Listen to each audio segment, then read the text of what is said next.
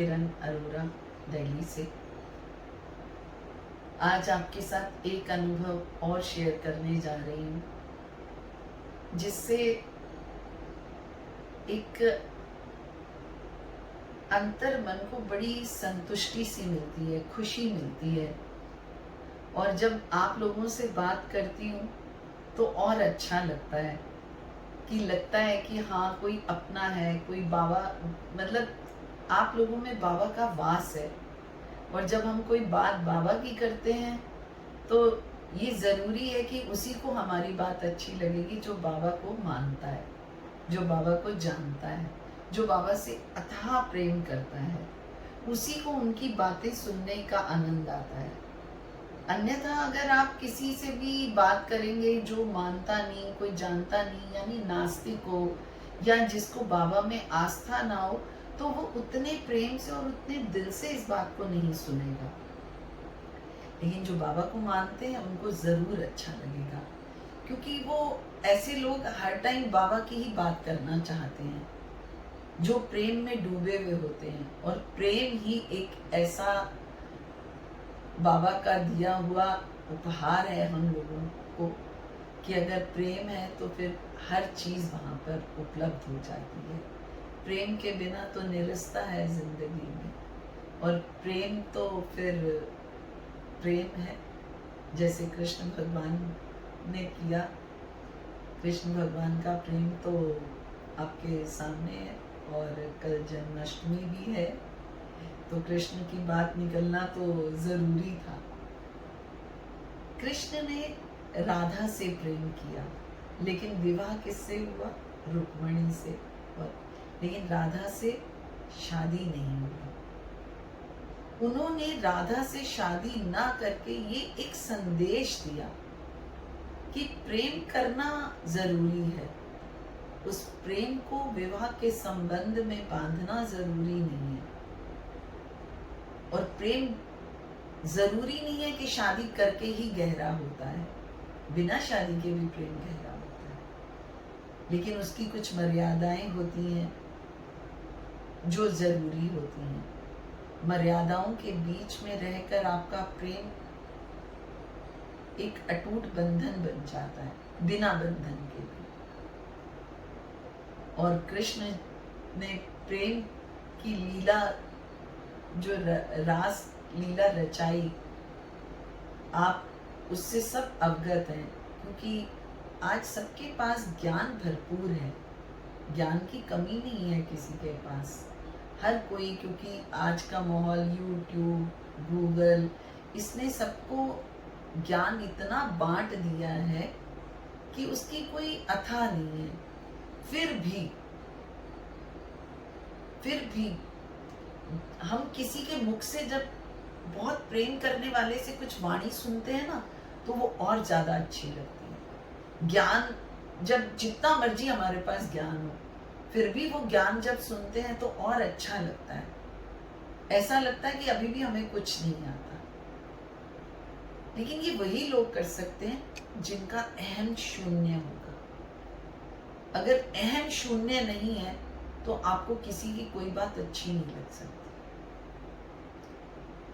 खैर, बात हो रही थी, मैंने अनुभव अपना शेयर करने के लिए ये वीडियो बना रहे हम लोग, और प्रेम पर बात हो रही थी, तो जो मेरा अनुभव है वो भी प्रेम से ही संबंधित है। मैं अपनी माता श्री से बहुत प्रेम करती थी। यूं कहना चाहिए कि मेरी माँ मुझे बहुत प्रेम करती थी, क्योंकि बच्चे उतना प्रेम नहीं कर सकते अपने माता पिता से, उनका मुकाबला नहीं कर सकते उसमें। माँ के पास अथाह प्रेम का सागर होता है, जिसमें जितना डूब जाओ उतना और प्राप्त होता है। जैसे समुद्र में अनेकों रत्न मिलते हैं, जो डूबता है जितना, उसको उतना ज्यादा मिलता है। कहते हैं जिन खोजा तिन पाया। हर बार, जैसे किसी भी चीज को प्राप्त करने के लिए बार बार उसका अभ्यास करना पड़ता है, बार बार उसे पढ़ना पड़ता है, तब जाके आपको वो रतन प्राप्त होते हैं। एक बार में कोई चीज प्राप्त नहीं होती, और प्रेम में डूबे हुए इंसान को हर समय वो चीज प्राप्त होती है। प्रेम ही एक ऐसा अस्त्र है हमारे पास जिससे आप बहुत से काम सहज और सरल कर सकते हैं। उसी प्रेम की एक छोटी सी कहानी के रूप में ही कहूंगी मैं आज भी आपसे, कि एक बाबा की और हमारे बीच की छोटी सी कहानी, जो हर भक्त के साथ, मैं भक्त नहीं हूँ क्योंकि भक्त तो बहुत अलग होते हैं जो 24 घंटे डूबे रहते हैं। हम कहाँ डूबे हैं अभी बाबा के उसमें। बाबा के प्रेम में डूबने के लिए तो मलंग होना पड़ता है, दीवाना होना पड़ता है, तब हम उनको पा सकते हैं। लेकिन वो फिर भी, चाहे हम थोड़ा सा प्रेम करते हैं, चाहे ज्यादा नहीं भी करते, लेकिन वो अपना प्रेम हम पर खूब लुटाते हैं, खूब लुटाते हैं। मेरी, जैसे मैंने कहा कि मेरी माँ बहुत मुझसे प्रेम करती थी, तो मेरी माता का जब देहांत हो गया और उनके हाथ में एक बड़ा रस था, वो खाना बहुत अच्छा बनाती थी। कोई भी चीज जब वो बनाती थी तो मतलब आपको अगर भूख नहीं है तो भूख लग जाएगी, अगर आपको एक रोटी की भूख है तो आप 2 खाएंगे, और उस खाने को खाकर आपको इतनी आपकी आत्म संतुष्टि हो जाती थी।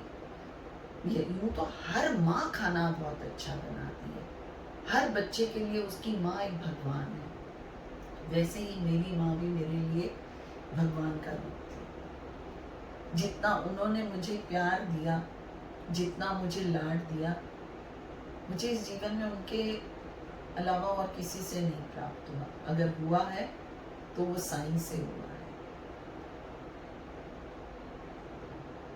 जब उनका देहांत हो गया तो वो गजरेला उनके हाथ का मुझे बहुत अच्छा लगता था।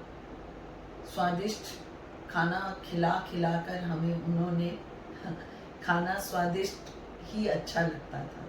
अगर जरा सा भी बेस्वादी खाना हो तो हमें पसंद ही नहीं आता था, खाना अच्छा ही नहीं लगता था। बनाना भी उन्हीं से सीखा, और उन्हीं के बच्चे हैं, उन्हीं का अंश हैं, तो ज़रूर उनके अंश में से कुछ तो हमारे पास भी अच्छा होगा। तो एक दिन, मैंने बहुत साल हो गए गजरेला खाया नहीं, गाजर का हलवा खाया नहीं मैंने। अब मन हुआ, खाना है, इच्छा कर रही थी, तो अब क्या करूं, कोई तो है नहीं बना के। तो मैंने एक दिन मन में आया, अच्छा चलो आज मैं खुद ही बनाती हूँ और सबको खिलाती हूँ, और सबसे पहले बाबा को खिलाऊंगी। मैंने गाजर का हलवा बनाया। मन में ये विचार था कि मैं बाबा को खिलाऊंगी। अब खिलाऊं कैसे, खाएंगे कैसे, ये बहुत बड़ा सवाल था मेरे आगे। मैं अपने मन के अंदर बात करना ज्यादा पसंद करती हूँ, या फिर अगर मैं बाबा के आगे या किसी भी मंदिर में अगर मैं माथा टेक रही हूँ, चाहे वो कोई भी हो, हम सबको नतमस्तक होते हैं, क्योंकि ईश्वर तो एक ही है, रूप उनके अलग अलग हैं। तो मेरे को कोई भी अगर दुख तकलीफ या कोई पीड़ा हो, या कोई मेरे मन की अच्छी बात हो, खुशी की बात हो, गम की बात हो, मुझे सिर्फ उनसे कहना अच्छा लगता है। मैं अपने दिल की बात ज्यादा किसी से कह नहीं पाती। ऐसे बात कर लेते हैं हम, ऐसा नहीं है कि नहीं करते, पर बहुत मुट्ठी भर लोग होते हैं जिनसे आप अपने दिल की बात कर पाते हो। ऐसे ही मतलब मुझे वो ये बात भी मैंने किसी मतलब संत महात्मा से ही सीखी। एक बार जब उनसे मेरी गुफ्तगू हुई तो उन्होंने मुझे ये समझाया कि बेटा ऐसा है, तेरा मन नहीं करता तो भगवान के पास जब जाती है ना, उनकी मूर्ति के आगे खड़ी होकर रोया कर, उनके आगे बोला कर, किसी को मत बोला कर। उनकी बात वैसे मुझे बड़ी अच्छी लगी। उनका बात तो सही है कि किसी, वो तो सबकी सुनता है, तो मेरी भी जरूर सुनेगा। और हुआ भी ऐसे ही। जब मैं उनके सामने माथा टेकूं और मेरे मन की बात जब उनके आगे निकले तो मेरी आंखों से स्वतः ही अश्रुधारा निकल जाती थी।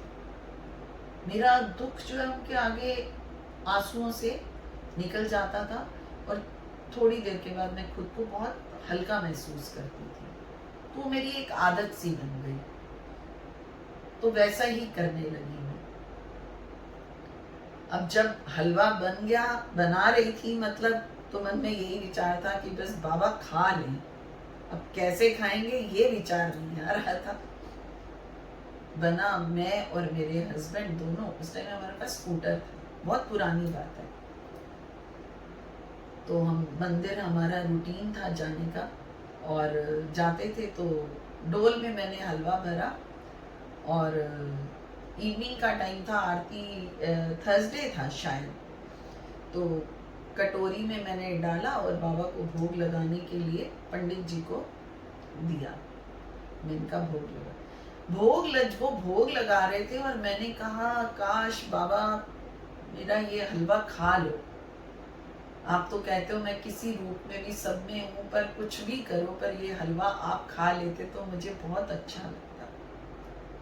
अब जब भोग लग गया, सब चीजें हो गई, तो हम बाहर आए, माथा वगैरह टेक के घर जाने लगे। स्कूटर पे डोल टांगा और क्या कहते हैं, जैसे ही हम गाड़ी चला स्टार्ट करने लगे मेरे हस्बैंड, तो इतने में एक माता पता नहीं कहाँ से प्रकट हो गई।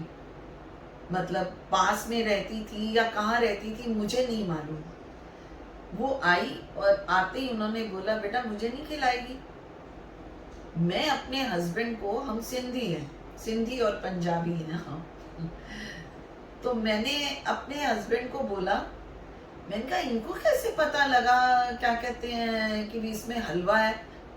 तो मैंने कहा हाँ माता क्यों नहीं खिलाएंगे, जरूर खिलाऊंगी। तो मैंने निकाला और उनको दिया, क्या कहते हैं, चम्मच से हाथ में। उन्होंने बड़े प्रेम से खाया। अब जब खाया तो क्या कहते हैं, मैं डोल का ढक्कन लगाने लगी, तो उन्होंने कहा मुझे और चाहिए। तो मैंने कहा आप और लो। मन में जब आपके साथ ऐसा कुछ होता है ना, तो मन में आपके बड़े विचार चलते हैं, आप प्रकट नहीं कर सकते उसको, आप मतलब एक्सप्रेस नहीं कर पाते हो उस टाइम खुद को कि क्या चल रहा है। तो जब क्या कहते हैं दोबारा दिया मैंने, तो मेरे मन में उस समय वो बात नहीं आई, पर जब मैं अपने हस्बैंड के साथ घर जाने लगी, रास्ते में मेरे पूरे वही बात चलती रही कि देखा तूने कहा कि भी क्या कहते हैं बाबा किसी रूप में भी आओ और खाओ। तो जब ये बात चल रही थी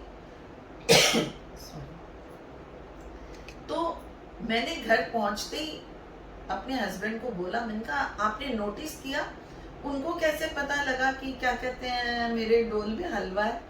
मैंने कहा अचानक से आकर मैंने कहा देखा बाबा ने किसी ना किसी रूप में आके वो हलवा खाया। तो ये है एक प्रेम, जो बाबा हमारे प्रेम को स्वीकार कर लेते हैं, हमारी प्रेम में कही हुई बात को स्वीकार कर लेते हैं। लेकिन क्यों करते हैं? क्योंकि उसमें शिद्दत होनी चाहिए, और प्रेम में होती है वो शिद्दत।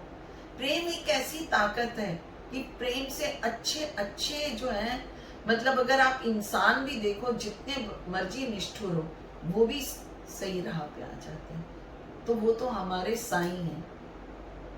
साईं ये हमें बताना चाहते थे कि प्यार में बड़ी ताकत है, और सबसे ज्यादा ताकत है आपकी सहजता में। सहज भाव से किया हुआ जो भी काम होता है वो कुदरत को जल्दी मंजूर होता है। जितने भी भोले भाले लोग होते हैं ना, आप देखेंगे कि उनकी मतलब पुकार जल्दी सुनी जाती है, और जो चमत्कार देखने की इच्छा रखते हैं उन्हीं को चमत्कार मिलते हैं। और मेरी इच्छा सदैव यही रही है कि मैं जो करूं तो उसको मैं प्रत्यक्ष देख सकूं, मैं उसको प्रमाणित कर सकूं कि हाँ वाकई मैंने भगवान को माना, जाना, इसी तरीके से है। मुझे अंदर से पूरा विश्वास होता है कि हाँ, परमपिता परमेश्वर है। जो लोग नहीं मानते उनको मैं बता दूं कि अगर प्रेम से बुलाओगे तो वो दौड़े चले आएंगे। जैसे उन्होंने मेरे हाथ का बना हुआ हलवा खाया, आपके हाथ का बना हुआ हलवा भी खाएंगे अगर आप उन्हें प्रेम से खिलाएंगे। ओम साईं राम।